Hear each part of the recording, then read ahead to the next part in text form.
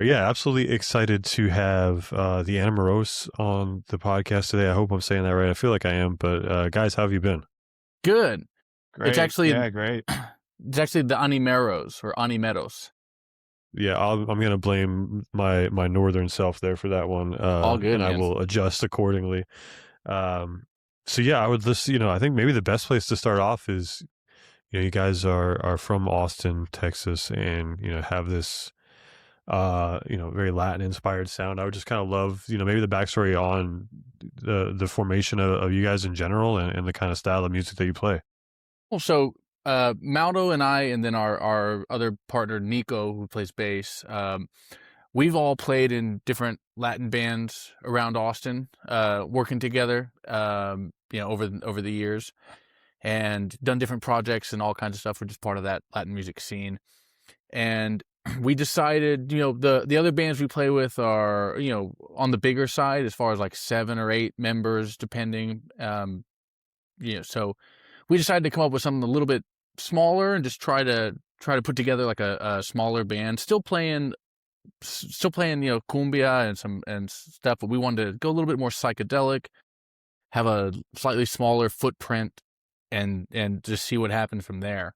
And that's the band that became the Animeros. So maybe another good place to go to here to start is, like what kind of music did you grow up on? What were your parents listening to? What, when you found your own ear, like what did you kind of gravitate towards? I'll go first because Nick and I kind of have there's some overlap, but I think Nick and I both grew up in the South Texas region. So as you can imagine, that whole region's going to be, it's going to follow along the border. It's called the Rio Grande Valley, and so the town that Nick grew up in is kind of like the highway passes through it. Where the town that I grew up in, there's an international bridge, so you are very close to just Mexican culture, and really that whole area is just a melting pot of cultures. You're neither here nor there is the way that I like to think about it. So if you could think of Latin music and the type that we're playing, it really is just all around. It's everywhere you go. It's on the radio, and so you kind of grow up listening to it kind of passively. And when you ask me what I grew up listening to, I mean, I in high school and elementary and stuff. I mean, I was on MTV. I was watching MTV all the time. So I loved everything that everybody loved. I mean, I would stay up super late in the summers listening to like things like Smashing Pumpkins and Nine Inch Nails, and then that kind of morphed into like the Blink-182 bands and pop punk and stuff. It really wasn't until probably the last, and I don't want to date myself, but like the last like 15 to 20 years where I was in college, and as YouTube kind of became popular, and music became super accessible, there was a sense of nostalgia that I kind of had for Latin music. And so going and finding these smaller niches of music that I generally grew up with was really fun. And so it's like I would a lot of times I would listen to Latin music and it'd be like, oh, this is kind of like what my parents liked, or we'd be at my grandma's house, like that kind of Latin music. But Sure. then, you're watching videos and you're like, oh man, this is like some real cool psychedelic stuff. And like, what's this? And then here's some guys from New York in the '70s, like doing it, and they all look like super cool. So then being more exposed to stuff that I was like, really digging, that's kind of what made my way towards Latin music, just generally loving it. And then ever since then, it's like never been looking back. I was a musician prior to that, but really trying to listen to it a lot, trying to learn kind of the stuff that they're doing, and picking up as much as I can by ear. And so that's kind of my path, Nick. Yeah. Yeah, and like Mauro said, passively listening to all the type of stuff that you could find in the Rio Grande Valley, and of course, I'm ashamed to say not appreciating it the way I should have at the time. But as a kid, when I was like in high school, my formative, my stuff was like indie rock and jam bands. It's like that's what I loved all the way through high school. And then a lot of jazz. My dad was a big jazz guy, so he listened to a lot of jazz and a lot of doo-wops. He listened to a lot of 50s, and then also a lot of Western stuff. that I didn't realize until relatively recently how much of an impact like that made on me, like the Marty Robbins type of like the Western ballad type stuff. But my like love of Latin music didn't really come until college, and that was the first time in college, the first time I ever saw like a live salsa band with the three Yeah. percussionists all working together, and then all the horns and the singers. And so the first time I saw that, I just fell in love instantly and said, "That's what I have to. I gotta learn how to do this." And I spent years and years, studying Latin percussion and playing salsa bands, and that was like my favorite type of music.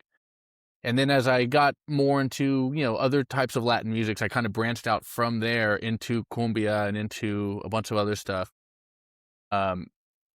Especially when I started getting into cumbia, then I started to kind of, on the back end, re-recognize some of that South Texas stuff that I had, like I said, like Mauro perfectly put, passively listened to or whatever. And I started to come back around on that kind of sound and start to recognize, how that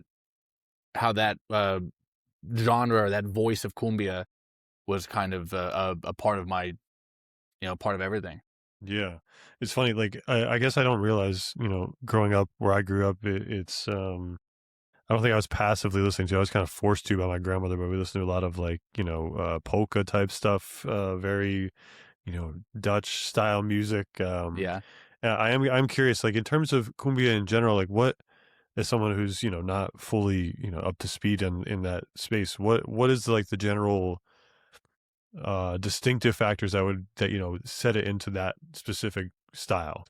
Um, a lot of things, and I kind of always go back to like the roots of cumbia, which is my first real introduction to it. Besides, obviously, what we mentioned earlier about it being on in South Texas, but I studied roots cumbia in Colombia, and that's like with the drums and flutes and voices, and those are all the instrumentation of traditional Atlantic Coast Colombian cumbia.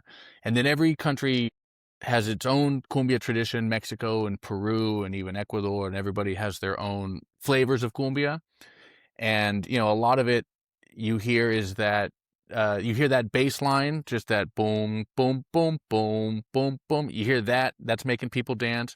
And then those drumming patterns, you can trace that from all the way from the folkloric cumbia from Colombia all the way into the new styles. And you can kind of, you can hear how those rhythms still speak back to the original stuff. Yeah, no, that's amazing. I guess I didn't realize that, every country had kind of their own take on it or version of it, or, semblance of it. But that is super interesting in the sense of, I guess kind of music is adapted over time and place, and, maybe that's something you don't always think about, I think. In terms of you guys in general, right? So you guys formed this band, a smaller footprint, a smaller everything. What's the story of being kind of, discovered by Dan Auerbach on Easy Eye Sounds, and what's that look like for you guys? Nick, go for it. All right. You just told the story super well the other day. So Okay. Yeah. So we were just in the right place at the right time. It was a very, very cool South by Southwest experience. So this would have been 2024. We were playing our second show ever, doing some rooftop hotel gig on South Congress in Austin during South by, and it was great. It was a fun little show. And what we found out after the fact was that Dan Auerbach was walking down the sidewalk next to that hotel, and he heard us from the roof. Didn't see us, just heard the music, and he went in to ask the lady at the front desk, like, who's this band? And then I think she might not have known, or gave him an answer that he didn't know what he meant. So he just he sent his people after us, so we got a couple of responses from different people, the president of his label and one of his engineers at the studio and some other guys, they reached out to the promoter of the event. They reached out to the hotel. They're like, who was this band at this time? And he found us, and we got hit up on Instagram and our email and all kinds of stuff. It was really cool. Mm-hmm. And then we set up a meet. We had breakfast with him like 3 or 4 weeks later to just meet in person and start talking about music and sharing Yeah. influences and all that kind of stuff. And it was just, surreal and really fun. And meeting him was so cool because he's like the coolest dude. And he has this incredible like library of deep cut tunes in his brain. And so we had so much Right. fun talking music and stuff like that. And then he invited us up to Nashville to record some stuff. And that led into a record and a record deal and all that, exactly what we were Yeah. hoping for. Yeah. Now, prior to this, had you guys now was there music that was it just like mostly songs that you guys knew already that you were playing, or was it original music as well, that kind of that Dan would have heard? It What was it he was kind of a Go ahead. mix. Yeah, I was gonna say, that was what he heard was a 30-minute set, and so I would say out of that 30-minute set, maybe a quarter of it was covers, and already, it's hard to say they were deep cuts because probably for a lot of people, a lot of this music is deep cuts, unless you've gone down, the rabbit hole of listening to like psychedelic cumbia or chicha music. Sure. But we weren't playing like the ones that, the chicha tunes that everybody knows. So we were already playing some deep cuts, and then everything else was original. We had met again. This was our second show, so we had met a few months earlier there with already some pretty strong ideas, and we were able to get in a room and just kind of knock them out and be like, hey, let's put this on a stage, and let's work some stuff out on stage. That's how we that's generally our approach a lot of times with our tunes. We put them in a room, and do they pass? Do they fail? And we Mhm. bring them on the stage, and then we play them. We kind of revise them, we tune them up, and then we keep on doing that. So yeah, that was pretty much yeah, to answer your question, mostly original stuff that we were playing that night. So Yeah, that's amazing. And then you get up to the studio in Nashville. I was lucky enough to kind of walk through the space. The space is like a step back into time, it feels like. And what was that experience like? What was it like to get into a room like that and record some stuff? And how has that process been for you guys? It was amazing. I'll never forget walking in there for the first time because we flew in on a Sunday, and our session was supposed to start Monday morning, but they invited us like, "Why don't you come on Sunday night? We'll get some stuff set up. We'll you know get a little lay of the land so we can walk in Monday morning, with all the introductions out of the way and all the Yeah. all that kind of stuff done." And it was great. We walked in. They had, I mean, I'm sure Maldo, all the guys, we were all like struck by all the cool stuff. They had rented a ton of awesome Latin percussion for me to use. And so I just went through like picking out the stuff I wanted. I mean, kid in the candy shop, picking out like, oh, definitely going to use this drum. I'm definitely going to use this cowbell and this guido and like all this stuff. I was like, this is Yeah. incredible. So I just started placing the stuff what I wanted to use. I'm sure Maldo felt the same way looking at Dan Auerbach's guitar collection. yeah, yeah, a few weeks prior, as we were figuring out what we wanted to take over there, I was like, I mean, you guys probably, have like a guitar that I could use there, and they sent me like some photos of just walls of guitar, and I Right. was kind of asking in jest a little bit, but man, just play. It was a candy shop for sure. I mean, we were able to really play around with some unique gear and some great sounds, and that part of it was exciting. But just to kind of talk about that first night, because we had really we flew in, we dropped our bags at the Airbnb, and we're like, hey, let's go try to get some sounds just to get a good an early morning.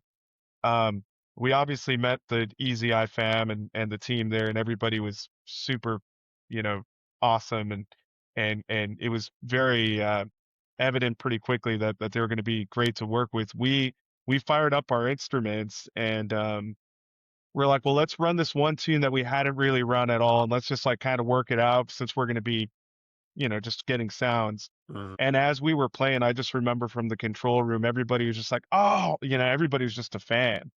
And those were the conversations we had leading up to it. But to actually be there playing these tunes, everybody's like, "Oh man, it sounds pretty sick." I mean, I was like, "This is going to be a fun week," because you're working with people who genuinely seem like they had some interest in the music, and they're like, "Okay, this is kind of new." And Mhm. So that first night was like, we all clicked pretty quickly, and yeah. Yeah. So, and that's like I think the first single off of I'm assuming the album you're working towards Gozalo, and I'm sure I'm butchering that as well. But I remember like through this tour, they played, they're like, oh, you want to hear some records? And they played that for us. And yeah, I mean, that oddly enough and funny enough of a story, I suppose, is my attraction or my interest in Latin music is from my own research is boleros type stuff, right? And it's literally corny enough to admit it's from the show Narcos that I like really got into it. Like so Yeah. like genuinely, like I went down a rabbit hole for like weeks listening to this style of music, and like I listened to it, I'm just like, oh, this is so good. Like I loved it. And yeah, I'm excited, obviously excited to hear the album. And you guys come away from Nashville, with I'm assuming almost a whole album recorded. Is that something you're sitting on now, or is it still kind of a work in progress? No, we recorded the whole album and plus some that week. Mm-hmm. We went into Easy Eye kind of not knowing what to expect. We didn't know how much they wanted to do. We we had a inkling that a record deal might be on the table, but we didn't know for sure. They didn't offer us a record deal until after the fact, or rather the Thursday night of that week. But we just went in. We had 20 songs prepared. Only 6 or 7 we had played live before, and everything else was totally new to us. Yeah. And we said, we're just going to give them everything we have. And it's like they can pick the 10 that they like or the whatever that they like. Maybe we can do a record together. We really had no idea what to expect. But we recorded 20 tunes that week, which is a lot. But It's a lot. Yeah. it was great, and we're proud of all of them. And so they offered us that record deal, and we actually just finalized the like the last masters like a week ago. So they had picked out the songs. So that album is going to be dropping sometime in August. I thought we had the final date, and then it just changed on us. So, but it's looking like August is when the full album comes out. Our first album on Easy Eye Sound. Yeah, that's absolutely amazing, and like just a testament to like the musicians you are individually, right? To be able to come together a few weeks prior and kind of have, it feels like it's been a whirlwind, what year for you guys, let alone, um, talk about coming together really fast and finding some success. That's, yeah, definitely a testament to the individual ability you guys all have, and, the chemistry you've kind of formed over this short period of time, it feels like. Yeah, I mean, it was great. And of course, Mauro is one of the most like prolific songwriters and guitar players that I've ever met. And so he had, so many, he came in with so many ideas and that were like pretty fleshed out. And then we were, me and Nico were able to like kind of grab onto that and, add our voice to it, make our little changes. And then the other thing is, me and Nico both came in with some ideas as well. And then, anytime I bring Mauro like a snippet of an idea, he can turn it into a real song in like seemingly minutes. And so the three of us working together, we can really, I think we put together cool tunes pretty fast. Yeah. Now, Mauro, do you have like a lot of songwriting experience outside of this? Like, were you, songwriting kind of your whole life before this, or?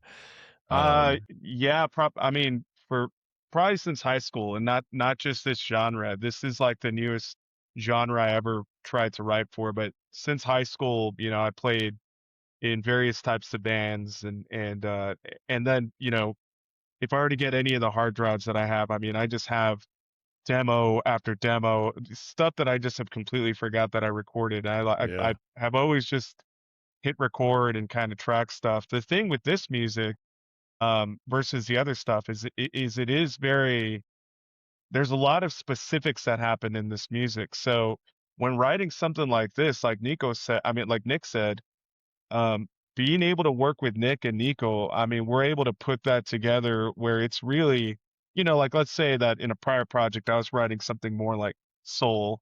I mean, I can get around soul pretty quickly and do, do something. I mean, I've been listening to soul. A lot of people in Austin listen to soul. Not as many people listen to Latin music, and then not as many people know how to play Latin music. Sure. And so putting an idea in a room with these guys, I mean, it's crazy how quickly we were able to work. It's yeah. So Amazing. Yeah. I mean, I guess too, like, in terms of like the, being an artist and kind of gigging around Austin and doing all these other things is, and I'm assuming, other jobs on top of that.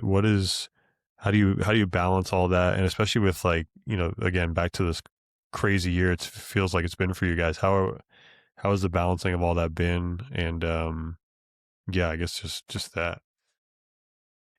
I mean, it's definitely one of our like kind of main challenges that we're trying to successfully tackle right now Hmm. is, obviously, there's a lot of interest in the band, and the band has a lot of road dates coming up. You can see the Animeros, lots of places coming up this year.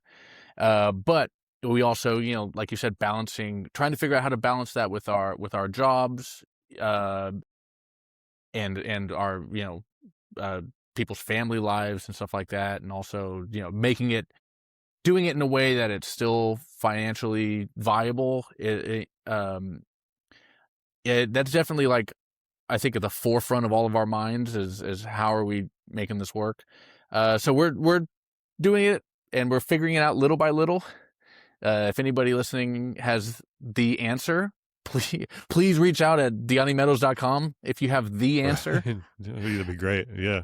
I'd love to be looped in on that as if well. Yeah, if and I could we'll. expand on that, if I could expand on that, because we've thought about this as, like we're not these 18, 20-year-olds who are like, hey, we could just all get in a van and just, Right.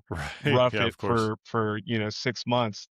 Um, the part of me is like, because I kind of lived a little bit of that life coming out of high school, and everybody had to drop playing music because they had to go get their life started and Hmm. go do the other stuff. Now, us three, and then we work with two other guys, two amazing musicians, one on keys and one on congas, and they also have lives. And I'm like, maybe this is the way to go, where you already have built your life, so you don't need to stop playing music. You just got to balance it. Where Right. so it might seem like, oh, it's hard to get away from work, or it's hard to get away from the thing that's making you money when you're not playing music. It's hard to get away from family. It's not necessarily that. It's striking a balance versus like, hold on, I got to stop playing altogether. There is no balance. I got to, go find out what I'm going to do until, so, Yeah. A little bit so I of, think we're at a good spot. I think we're at a good spot, and we'll be able to find that balance and have a good time playing music, you know, without yeah. driving ourselves too crazy. Yeah, no doubt. Yeah, it's definitely some of that like hindsight clarity, being able to have a little bit of I don't want to say life experience under your belt, but definitely goes a little ways to have something, kind of concrete behind you, Yeah, to say the least. that's a Uh, that's another thing Go that, I ahead, Nick. mean, that is a benefit of this band, is that we're all old dudes. We're all, in our late 30s or early 40s. I mean, Right. we're definitely not that band that's gonna like bankrupt ourselves by trashing hotel rooms, and we're all looking for our next opportunity to get some sleep. So we're gonna be a pretty responsible band out on the road. So we're not gonna burn ourselves out, rather. At least I surely don't think so. There's now in the day and age of, social media, have you guys found, early on, have you found something that's like successful for you guys in terms of getting your music out there and, connecting with people? Or is it more these, kind of the community you've already kind of established within Austin itself? I think we're at the very beginning of our journey. As much as I Hmm. feel like we've been hustling with this for the last year or two. I really, if I were to just look at, what do we have lined up over the next few months, just really getting out there outside of Austin, um, I think that will help us out. But you mentioned social media, because that's, the way to go. And again, we're, like we've mentioned a few times, we're not spring chickens, and but we're not Sure. completely we're not completely illiterate to social media. We know how to Right. kind of, try to build a brand and tell our story and, share good stuff with the people who have approached us and said, "Hey, I love your music. Who are you guys?" But really, and I'm not just saying this because you're interviewing us. It's people like you who like knock on our door and we're like, "Oh man, this is cool." Like, Right. it's people like Yeah. you who really create a launch pad for bands like us who, yeah, we try to do as much social media as we can, but that's It's one of the tough. that's one of the Yeah. 10 things that we got to focus on while we're also like, hey, we're also working on some music. Hey, there's all this other stuff going on in the Right. background. So something like this, I mean, just tremendous help Yeah. to bands like us and bands Yeah. who are already established. I mean, Hmm. I love to listen to podcasts with musicians and stuff. So this is great. Yeah, I appreciate that. Yeah, it's I feel like I say this probably once an episode. I don't envy the amount of things that music, like being an artist, entails nowadays. Like I it is a lot. It is so much to balance, and then on top, again, like for a band just starting out, on top of balancing just how to make it work financially, and then you got all this other stuff. It's not an enviable spot to be in, but yeah, I try to position myself in a place to help people, and I guess kind of gearing towards maybe a more fun question, and one that I love asking. Between the two of you, if you were teaching a music class, you had 5 albums that were required listening, kind of based to your taste. What would those 5 albums be? Okay. Just a general music class, or can I tailor it even more specifically? Because You could tailor it however you'd like to. then I'm gonna give you the 5 albums that I give to every drummer of like, you have to know about this, and it's, Mhm. I mean, any Beatles album, because I there's not a single drummer that shouldn't be like studying Ringo Starr. So pick, I mean, any Beatles album, White Album, Revolver, anything you want. Those are all fair game. I would say another drummer I'm obsessed with, and I think that more musicians should be listening to, is Jason McGurr, the drummer for Death Cab for Cutie. So Transatlanticism from 1999 has some of the most like incredible indie rock, like precise drumming of all time. It's so beautiful. I mean, any album from 1999 onward with that band has like some of my favorite drumming. Um, 3 would be uh, any Police record, because that's also Copeland is also a drummer that like you have to listen to. And then 4 and 5, we're going into the Latin genre. 4, I would say Indestructible, which is a Ray Barretto album. You can listen to some of the best conga playing and some like the best timbali and bongo playing anywhere is Indestructible. And then also in the salsa world, uh, but A Man and His Music by Willie Rosario. Any Willie Rosario album to hear, like, my favorite timbali player, Willie Rosario, is like the way he does things. He has the grooviest salsa band, and it's the least flashy. It's the least flashy salsa band, but he just grooves so hard. It's really remarkable what he does by leaving space, which is not what most timbali players tend to do.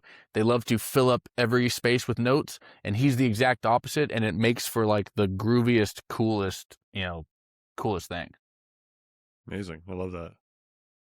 I don't know if I could name 5, and they're not really in the Latin genre, but like just stuff that I learned a lot of music from. First, like by far, is Pink Floyd's Dark Side of the Moon. I was like picking up guitar for the first time, like, when I was in middle school and learning how to read tabs for the first time and figuring out like what the hell does that chord mean? And I was like, okay, and I look at the chart and I'm like, wow, that sounds like, the actual song that I'm listening to. And so that pieced a lot of stuff together for me. There's some jazzy chords in that, like obviously that album just kind of goes everywhere. I would say that album or not, if not that album, just like to a student, learn music that you really like already and you know by heart, because you'll be able to piece a lot of stuff together just listening to it and being like, oh, that is what that chord sounds like. It's not Gotcha. a C, it's a C major seven, and what, it unlocks all the stuff in your brain. Um, I would say you actually brought this up, the Narco soundtrack. The guy who does um the theme song to that is one of my favorite songwriters of all time. His name's Rodrigo Amarante from Brazil. Um, that's a song that he does on his own, but he originally came from a band called Los Hermanos.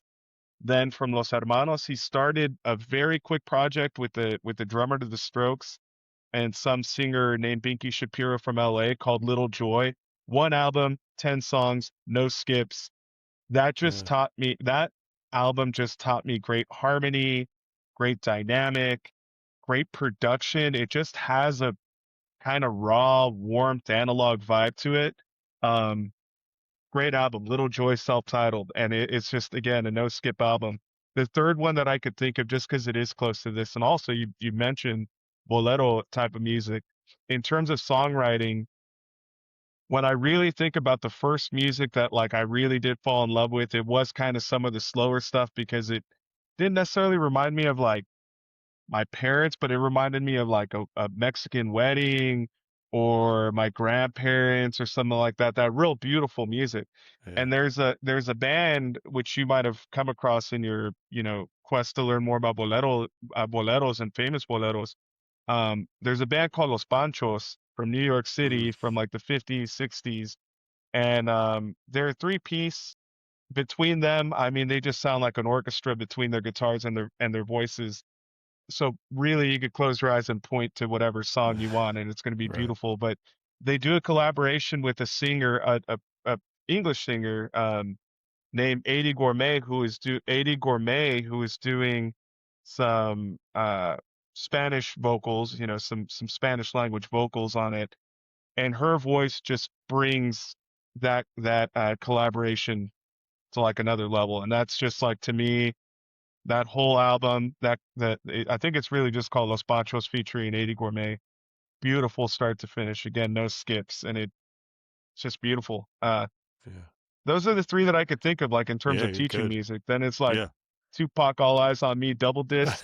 Man, dude, you just throw Right. that on anytime, and you're like, oh, damn, all right, Yeah. I at the feel gym you. that comes on, and I'm like, it takes me back to fifth grade. So, Right. Yeah, no uh, doubt. I appreciate all those choices. Yeah, that's it's nice to get, you know, I love that question because it's always different for everybody. And um I guess, usually where I go next is, and I understand that you guys have a smaller, discography at the moment, but in terms of the songs that you have, maybe they're not out yet, but what song are you most proud of?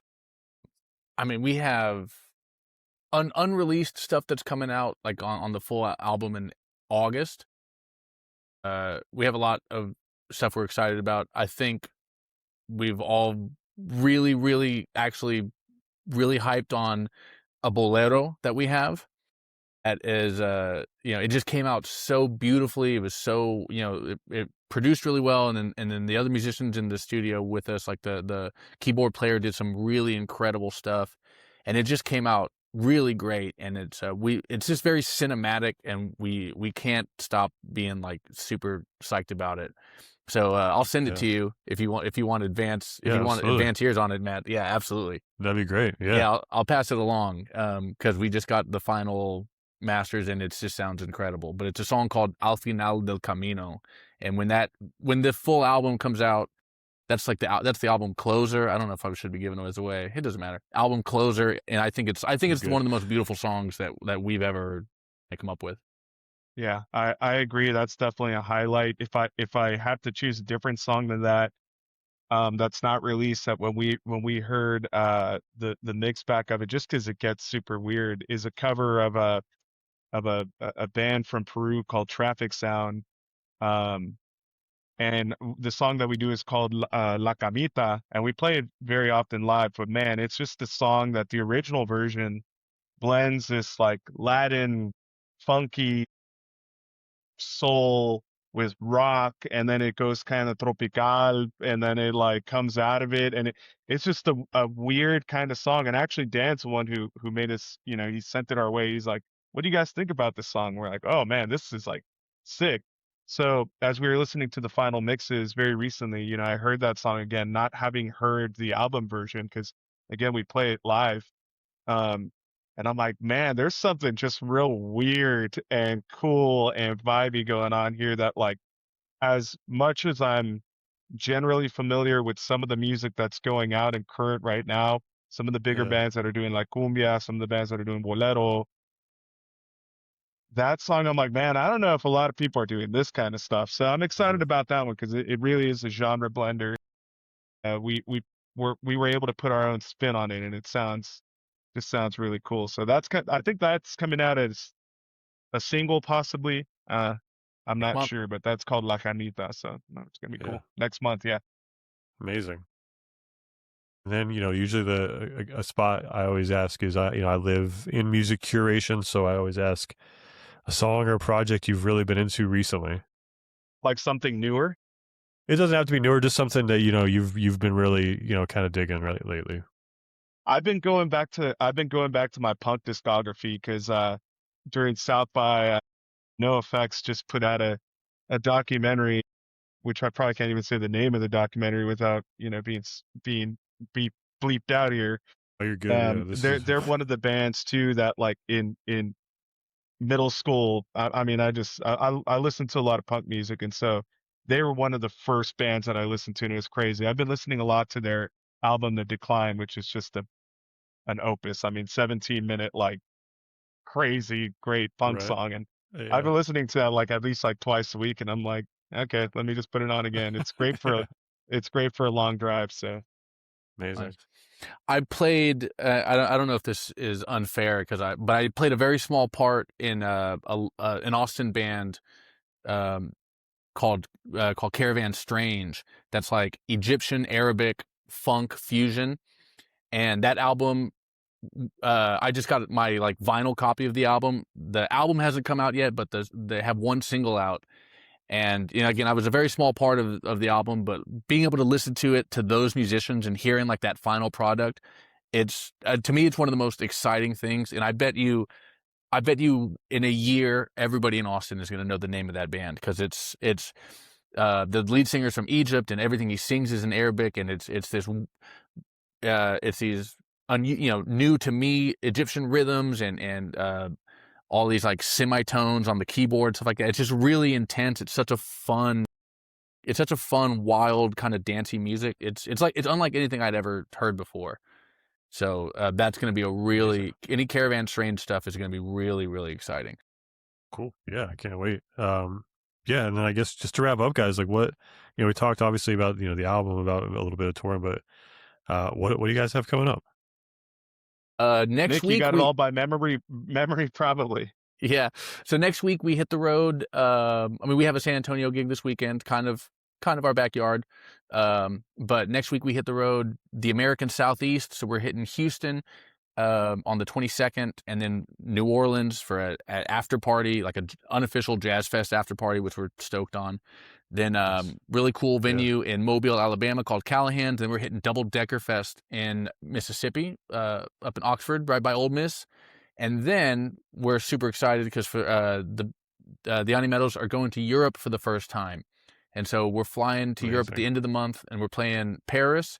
Then we're playing a festival in Belgium called Roots and Roses, and then a festival in the Netherlands called R&B Night. And then we're doing a London date before we fly back to the States.